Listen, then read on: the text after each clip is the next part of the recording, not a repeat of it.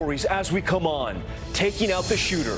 Police revealing new details about how they cornered that city employee, allegedly armed with 2 handguns and a silencer, killing 12 people, nearly all of them his co-workers. How those victims are now being remembered.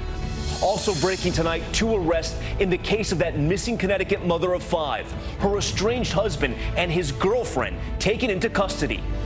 Plus, this just in, a teenager swimming at the beach reports she nearly lost her leg. A park ranger calling it a shark attack.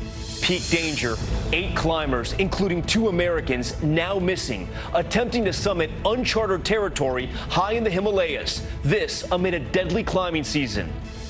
Royal Rumble, President Trump set for a high-stakes visit in the UK, already wading into the political turmoil, and now denying he called Meghan Markle, quote, nasty. ABC News exclusive, Martha Raddatz takes us inside Iran, her one-on-one interview revealing Iran's message to President Trump. And out of control, the massive cruise ship plowing into port, crashing into a boat as dock workers scramble for safety. How this happened. From ABC News, this is ABC World News Tonight. And good evening. Thanks for joining us on this Sunday. I'm Tom Llamas, and we begin tonight with new details in the rampage at the Virginia Beach Municipal Center. Authorities revealing the timeline, with officers arriving just 2 minutes after the first 911 call, then engaging the suspect in a prolonged gunfight on the 2nd floor. City employee Dwayne Craddock allegedly firing through a door before authorities forced entry and found him wounded. He would not survive. At the same time, the family and friends of the 12 victims celebrating their lives and sharing stories of heroism. Officials now say the gunman had not been fired, but he had submitted his resignation that day. ABC's Whit Johnson is in Virginia Beach. Tonight, we're learning more about the bravery of 4 officers who ran into a Virginia Beach municipal building to try and stop a massacre. The first reports of shots fired at 4:08 Friday. Shots fired, 2nd floor. Going up the steps. Those 4 arriving in just 2 minutes, racing on foot from their headquarters, literally around the corner from Building 2. To walk into something like this is absolutely horrific.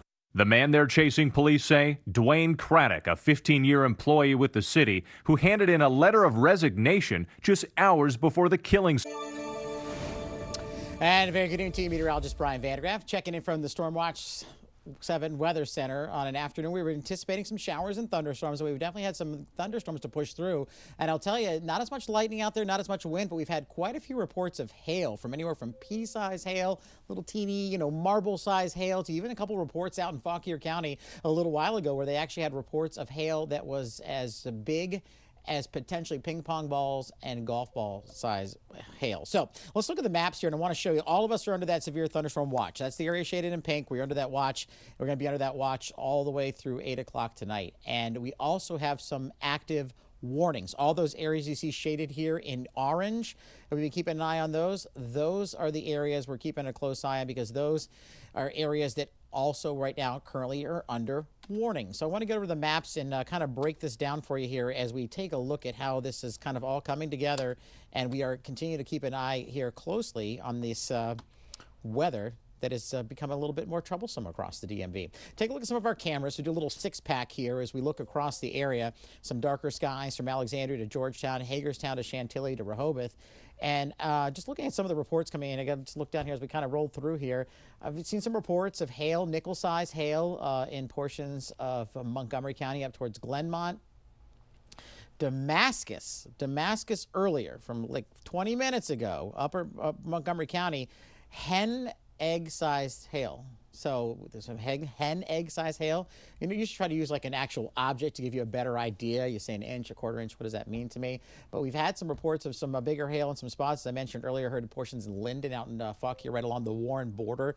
They had some reports of some hail out that way in the size of ping pong balls and golf balls. And so we've been a lot of hail, and that's been one of our biggest concerns through the afternoon. I'm going to get over here to the radar map and kind of show you all the watches and warnings that we currently have. There's actually quite a few of them across the area. In fact, I can't even highlight them all at one time because it's just going to fill in the screen. So kind of work our way through here from one side of the city to the other to kind of give you an idea what we're talking about here. So, I mean, basically Montgomery County on the eastern half here, you're under a severe thunderstorm warning until 6:30.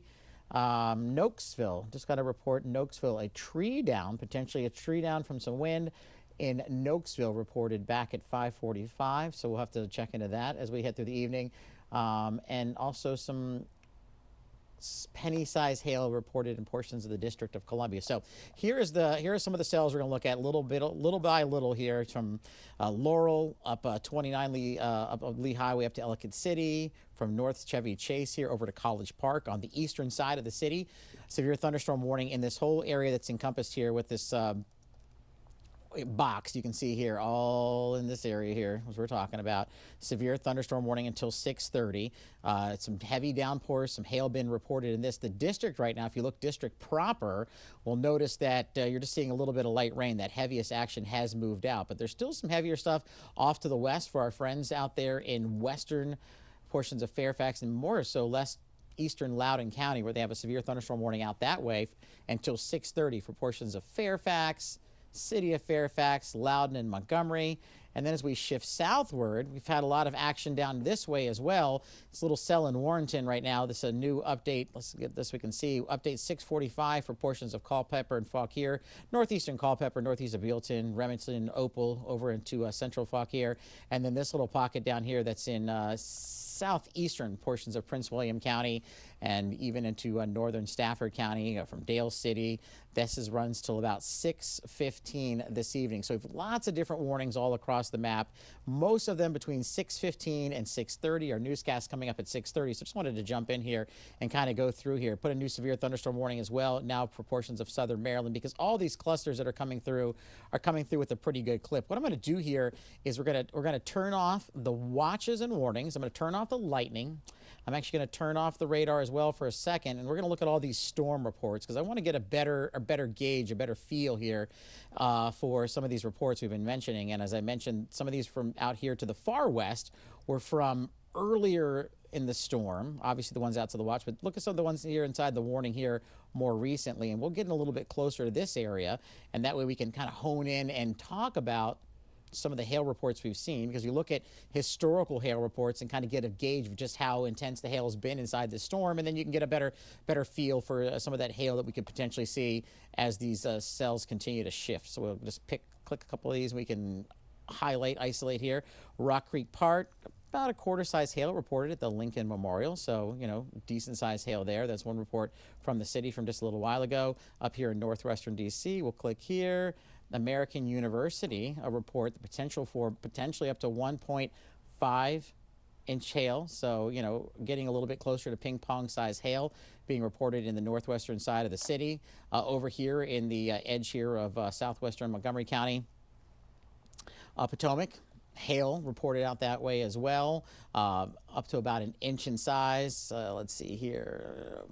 Great Falls, 1.5 inch size hail being reported. I did just get a note from our colleague Dave Lucas, who was telling me that he too was seeing some hail in D.C. He's over at the district, and he said, you posted some hail video. Dave, where did you post it? I looked on Facebook. Is it on Twitter? Dave Lucas said he just shared some hail videos, so I got to check that out. But that's been the big story for this storm this afternoon, has been a lot of hail being reported across the area. So what we can do here is we widen out the view a little bit. We have a product here on the radar which can then show us, you know, where it's detecting some of the most hail. So we'll go back to live radar for what we're seeing right now and keep those warnings on there, but I'm going to turn off those local storm reports. And what we can do here is we can actually switch from live radar to hail current and past tracks. So we can look at hail here and kind of get a gauge of where the radar thinks hail currently here is. And you can see where it highlights some of these areas here. Let's look at hail tracks. And we can see where some of these are some of the heavier pockets of hail that maybe came along there between that Loudoun and Fairfax border right over to southwestern portions of Montgomery County, because that's where we had some of those reports. So some of these areas, like you see shaded in here, you can see here from there's the edge of Fairfax to the eastern side of Loudoun County. Upper Montgomery County, we had that report of hen egg size hail. Some hail here in the southwestern Montgomery County, hail right here on the northeastern portion of Fairfax coming into the western side of the district. And then also notice this hail, a lot of these hail tracks outside of the active warning, inside the active warnings here for Fairfax. No more warning for the district, but also some hail being reported here through portions of central and southeastern Prince William County. So hail's been one of our biggest factors out here this afternoon. I'm just looking at some of the latest warnings, updates. Continue to see that we have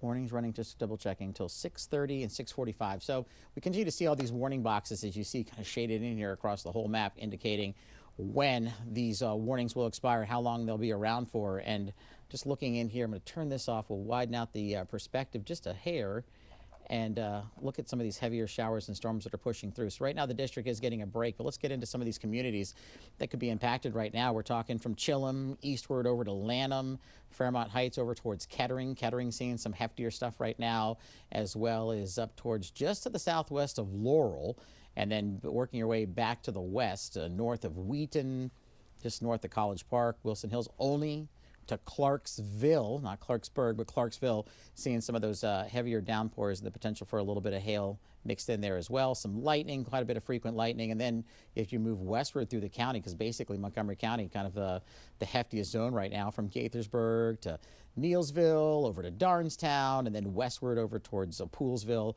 and Sugar Land. And then you kind of cross over into the Virginia side, because the Potomac River runs right here. So Potomac Falls out towards Sterling, Reston, and you can kind of see it's kind of unique if you don't always get this, but the storm's basically right now right over the radar. So if you see right there, you see a little cone of silence.